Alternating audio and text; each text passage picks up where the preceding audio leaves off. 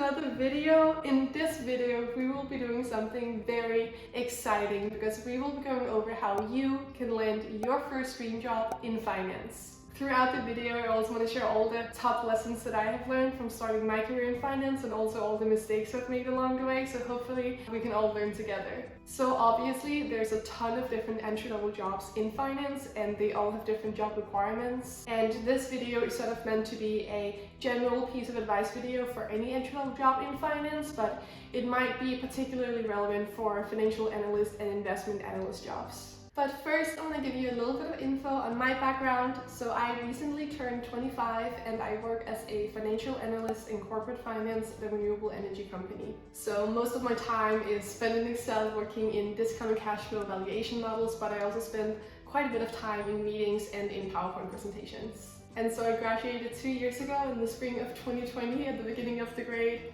Pancake, panini, pan-fried chicken, whatever we want to call it. And shortly after graduating, I started my first full-time job as an investment analyst working with funds and hedge funds. And then in early 2022, I started my current job as a financial analyst, where I have now been working for just about 5 months. But now that you know a little bit more about me, let's get into all the tips on how you can land your dream job in finance. So I want to touch on the 4 most important areas when it comes to landing the job that you want in finance. The first one is formal education. The second one is extracurriculars/certifications/skills. And the third one is relevant experience. And then the fourth and last one is networking and the job hunting process overall. So we are saving the best for last, so make sure that you stick around until then. So starting out with the basics, make sure that you fulfill the education requirements for the job in finance that you want. Usually, most entry-level finance jobs require you to have a college degree or a bachelor's degree. And in general, the best majors for entry-level finance jobs are obviously finance, economics, accounting, anything in business really, and mathematics, I would say. But even if you've studied something else, don't worry too much about it because you can definitely still get a job in finance. You just have to work a little bit more for it maybe. Personally, I have a pretty broad business education. So I have a bachelor's degree in international business and then I have a master's degree in entrepreneurial leadership. So very broad business and definitely not the most ideal majors for finance jobs, but I mean, it still worked out for me. I have gotten 2 jobs in finance that I've been really happy about, and I really believe that you can do that too. And so that just goes to show that your major in school really isn't everything. So don't worry too much about your major, but obviously having more finance, economics classes usually will help you. Also, even though I have a master's degree, that typically isn't required for most entry-level finance jobs. Obviously, having a master's degree or even an MBA or something will definitely help you, but I wouldn't focus too much about it. Usually all you need is a bachelor's degree. And now, onto the next category, certifications, extracurriculars, and skills. And definitely pay a lot of attention to this category because it's a category where you pretty easily can add a lot of extra value to yourself as a job applicant. So starting out with skills, you definitely want to make sure that your Excel skills are great. That typically is a requirement for most entry-level finance jobs, and even if it isn't a requirement, it's definitely going to help you secure that interview and secure the job. Also, don't just become good at Excel. Obviously, remember to mention that on your resume, write that you are proficient or highly proficient in Excel. And naturally, you could lie about this on your resume, but I would really recommend to not do that because most likely in the interview process, your Excel skills will be tested, and so they will find out eventually. And also, if you land the job, you will probably have to work in Excel every day, and so you just want to make sure that you have good Excel skills, and it's probably a lot easier to become good at Excel than you think. And even though just about any finance job out there requires you to be good at Excel, don't think that you need to know super complicated stuff like VBA coding or something, not at all. You just sort of need to know the most common formulas, features, and functions and stuff in Excel, and then you should be good to go. And if you can learn some shortcuts too, like using the mouse less and the keyboard more, that will definitely look good too. It is considered to be more professional in the finance industry for very silly reasons, but it does also make you faster. Personally, at my job as a financial analyst, the formulas in Excel that I use the most frequently are if formulas, sum formulas, XLOOKUP, or index match, and then different kind of layouting formulas. And so I would say try to focus on those 4 categories to to start out with at least, and make sure that you sort of feel comfortable with all of those, especially the ifs formulas. Those are very common, and then build up from there. I would also recommend getting comfortable with creating charts and pivot tables, maybe getting comfortable with using macros and that kind of thing, because you will probably be using that a lot too. At least that's some of the features in Excel that I personally use the most in my work. Also, if you would like a more detailed video on how I use Excel for work, like the formulas, the features, the models that I build, like all of that stuff, I would love to make that. Just like this video and comment down below if you're interested. Finally, when it comes to how you can teach yourself Excel, there's a ton of free resources out there.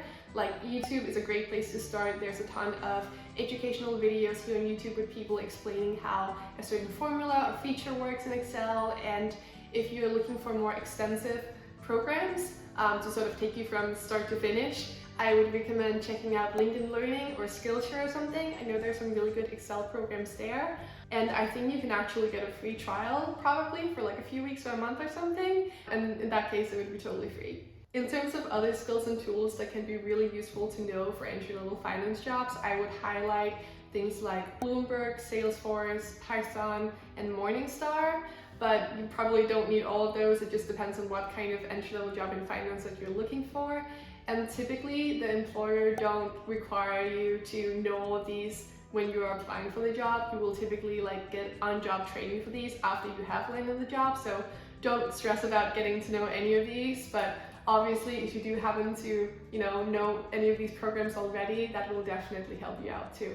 And next up is certifications, and there are definitely like a ton of finance certifications out there, but I sort of tried to gather the most popular ones and the most respected ones. So the first one I want to highlight is the Chartered Financial Analyst one, or the CFA certification. And then the second one I want to highlight is the Certified Public Accountant one, or the CPA. And then the third one is the Chartered Alternative Investment Analyst designation, or the CAIA designation.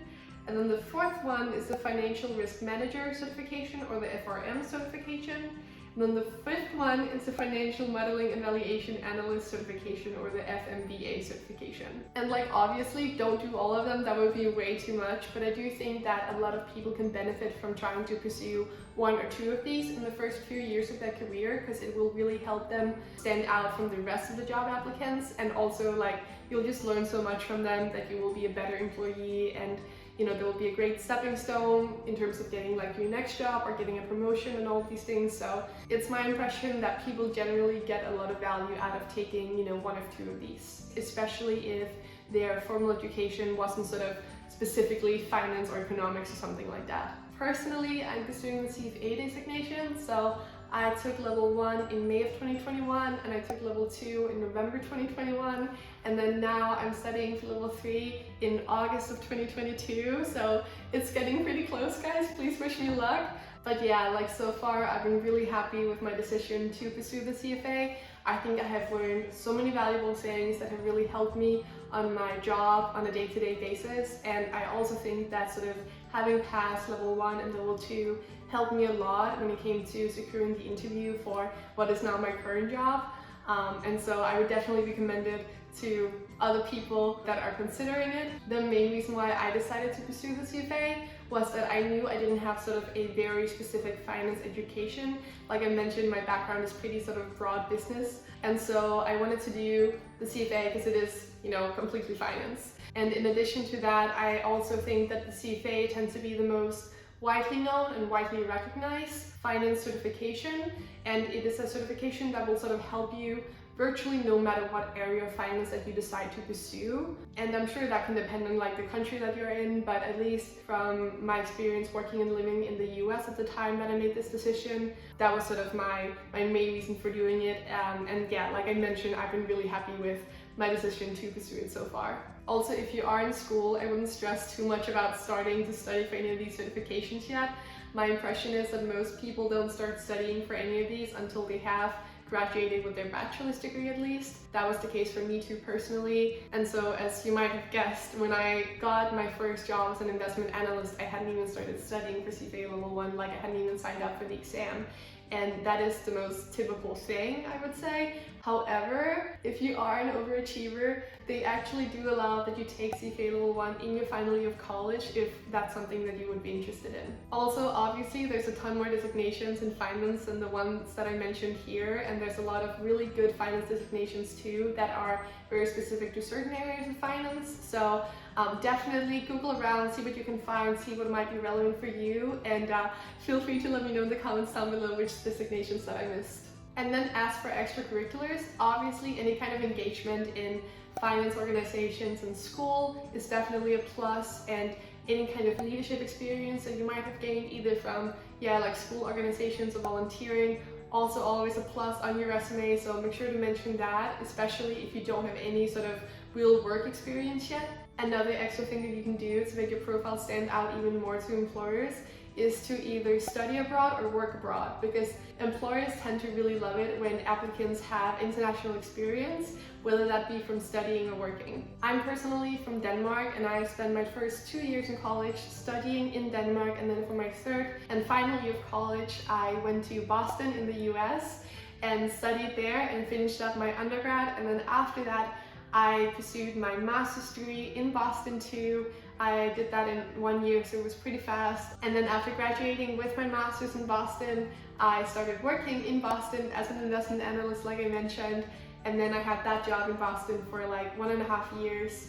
And then after that, I went back to Denmark, where I now am a financial analyst.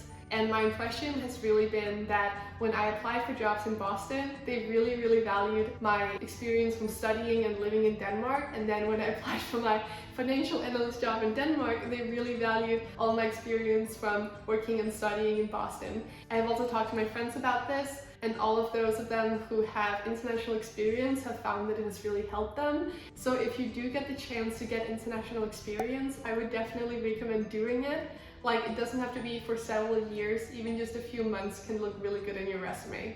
And I know that it can be financially difficult sometimes to put something like this together, but I would really recommend, if it's something that you want to do, to like look up different scholarships and stuff online. There tends to be a lot of them. Definitely recommend that if that would be an option for you. And now guys, onto the third big area, relevant experience. So most likely, I would guess if you don't have a lot of work experience in finance yet, but fear not, because there's still plenty of ways to get relevant experience. If you're still in school, one good way of getting relevant experience before graduating is obviously to apply for either internships or part-time jobs that are relevant to what you want to do in finance afterwards. So if you are in school, I definitely recommend looking into this. To be honest, I didn't do either of these, and it is something that I really regret, and I think that it would have made my job application process a lot easier if I had done, internships or part-time jobs throughout school that were relevant to finance jobs, because I know that those of my friends that did that have had a much easier time when applying for jobs than I had,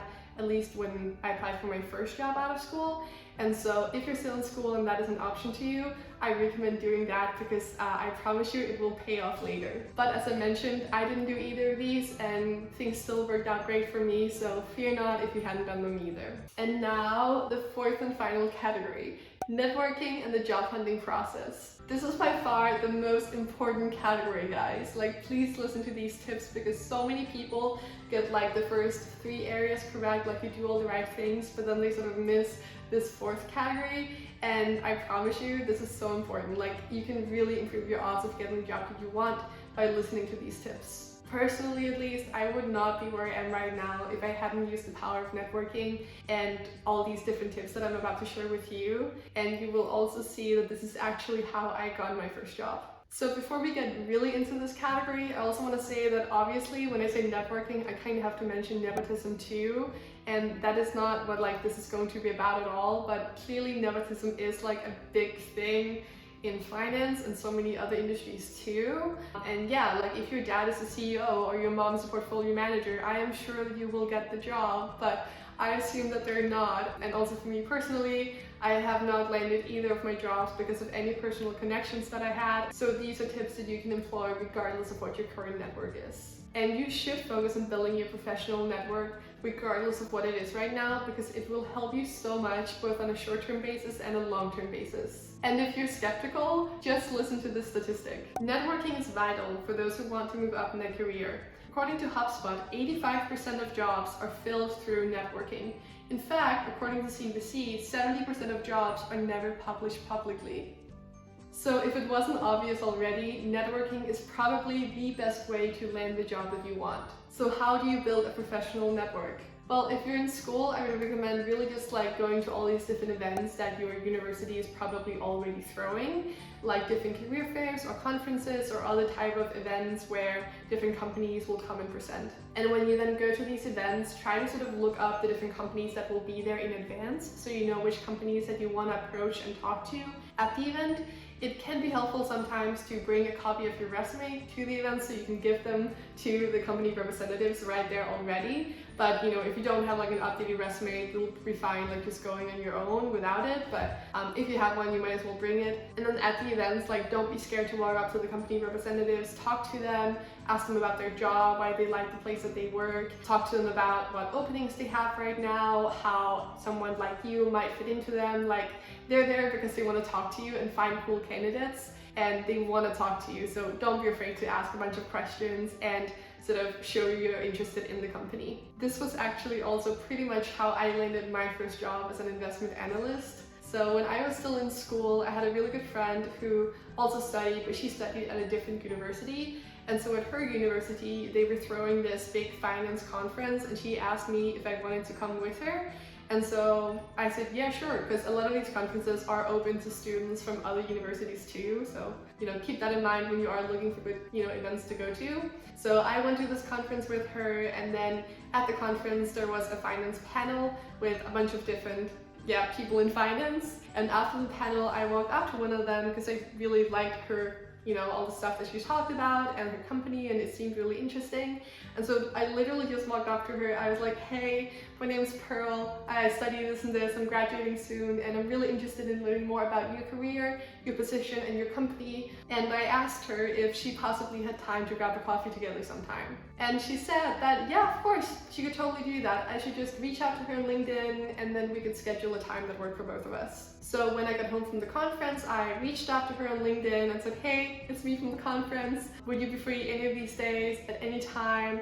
I will be there. We can meet at a coffee shop close to your office to make it easy for you. And then we scheduled a date, and we had our coffee chat. And then towards the end of the coffee chat, like an hour into it, she was like, oh, wait, actually, I think we're opening this new investment analyst position on the investment team pretty soon, and I think you might be a good fit. Would you be interested? And I was like, oh my god, yes, I would love that. So she offered me to give me a referral and just asked me to send her my resume when I got home. And so I did, and then the day after, I got an interview invite. And obviously I did all the different interviews, and I was lucky I ended up landing the job. But it was all because of that initial referral that I got the first interview.